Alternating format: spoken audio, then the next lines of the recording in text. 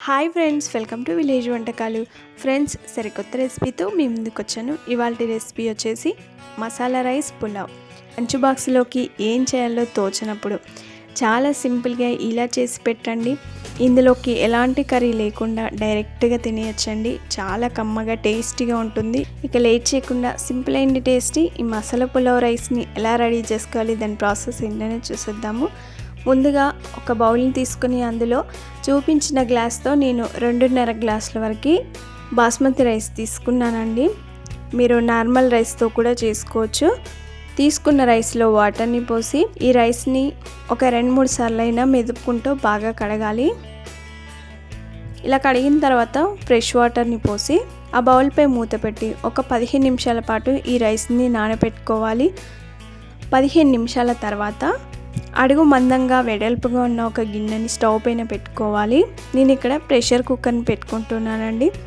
ఇప్పుడు ఈ కుక్కర్లో 3 టీ స్పూన్ వరకు ఆయిల్, 2 టీ స్పూన్ వరకు నెయ్యి వేసుకోవాలి. నెయ్యి మొత్తం కరిగిన తర్వాత మసాలా దినుసులు వేసుకోవాలి.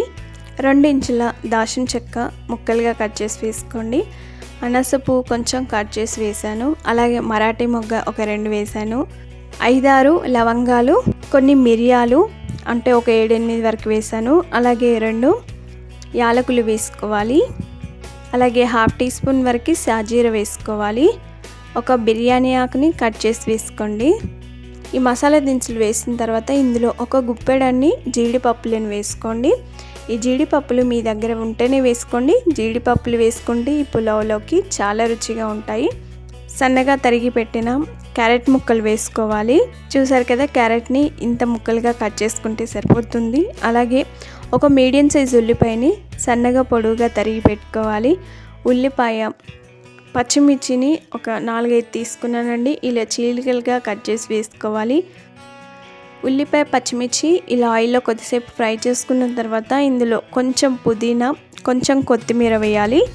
ఇవి వేసిన తర్వాత వీటిని కూడా ఆయిల్లో కొద్దిసేపు ఫ్రై చేసుకోవాలి.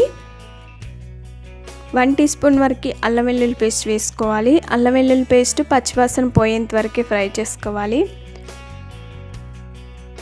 తర్వాత ఇందులోనే ఒక 1/2 టీ స్పూన్ వరకు గరం మసాలా, 1/2 టీ స్పూన్ వరకు బిర్యానీ మసాలా వేసుకోవాలి.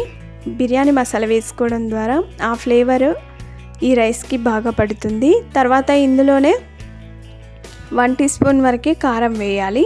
నేను ఇక్కడ చిన్న స్పూన్తో 1 టీ స్పూన్ వేసానండి. కారం వేసిన తర్వాత ఈ మసాలాలు, కారం కొద్దిసేపు ఆయిల్లో ఫ్రై చేసుకోవాలి. కారం కొంచెం మగ్గిన తర్వాత ఇందులో పెరుగుని యాడ్ చేయాలి. 3 స్పూన్ల వరకు పెరుగు వేసిన తర్వాత ఒకసారి బాగా కలుపుకోండి. పెరుగు వేయడం ద్వారా ఈ పులావ్ అనేది చాలా రుచిగా ఉంటుంది. ఇందులో మనం టమాటా వేయట్లేం కాబట్టి టమాటా ప్లేస్లో ఇలా పెరుగు వేస్ట్ చేసుకోండి, చాలా రుచిగా వస్తుంది. ఈ పెరుగు మసాలాలన్నీ కూడా ఆయిల్లో బాగా ఫ్రై అయిన తర్వాత ఇందులో ముందుగా నానబెట్టి పెట్టుకున్న బాస్మతి రైస్ వేసుకోవాలి. రైస్ మొత్తం వేసిన తర్వాత ఒకసారి బాగా కలుపుకోవాలి. ఆయిల్లో రైస్ని కూడా కొద్దిసేపు ఫ్రై చేసుకోవాలి.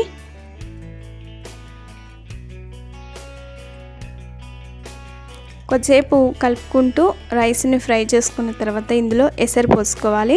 మనం ఏ గ్లాస్తో అయితే రైస్ తీసుకున్నామో అదే గ్లాస్తో 4.5 గ్లాసుల వరకు వాటర్ని పోయాలి. 2.5 గ్లాసుల వరకు రైస్ తీసుకున్నాం కాబట్టి 4.5 గ్లాసుల వరకు వాటర్ని పోయాలి. ఈ రైస్ని మనం ఒక 15 నిమిషాల ముందే నానబెట్టి పెట్టుకున్నాం కాబట్టి 4.5 గ్లాసులు అయితే కరెక్ట్గా సరిపోతాయండి. ఇలా వాటర్ని పోసిన తర్వాత ఇందులో రుచికి సరిపడా ఉప్పు వేసి ఒకసారి బాగా కలుపుకొని స్టవ్ని హై ఫ్లేమ్లో పెట్టుకొని ఉడికించుకోవాలి. అది ఉడకడం స్టార్ట్ అయిన తర్వాత స్టవ్ని మీడియం ఫ్లేమ్లో పెట్టుకోవాలి. కుక్కర్పై మూత పెట్టి స్టవ్ని హై ఫ్లేమ్లో పెట్టుకొని ఉడికించుకోవాలి. అది ఉడకడం స్టార్ట్ అయ్యేటప్పుడు స్టవ్ని మీడియం ఫ్లేమ్లో పెట్టుకొని ఉడికించుకోవాలి. అందులో వాటర్ అంతా కూడా ఇంకేంత వరకు మనం ఈ రైస్ని ఉడికించుకోవాలి. నేను ఇక్కడ కుక్కర్పై మూతను పెట్టుకోవట్లేదండి, మామూలు మూతను పెట్టి ఉడికించుకున్నాను. కొద్దిసేపు అయిన తర్వాత చూడండి, రైస్ బాగా ఉడికిపోయింది.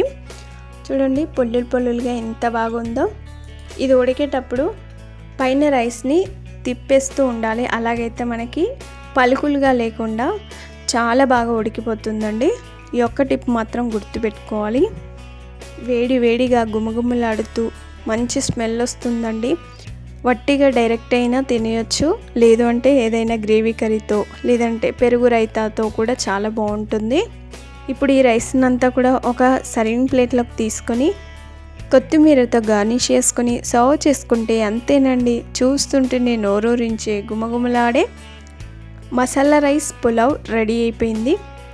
చాలా సింపుల్ కదా ఫ్రెండ్స్ రెడీ చేసుకోవడం. అన్నీ మన ఇంట్లో ఉన్న వాటితోటి చాలా తక్కువ మసాలాలతోటి ఈజీగా టేస్టీగా నోటికి ఎంతో కమ్మగా అనిపించే టేస్టీ రైస్ని ఎలా రెడీ చేసుకున్నామో చూసారు కదా.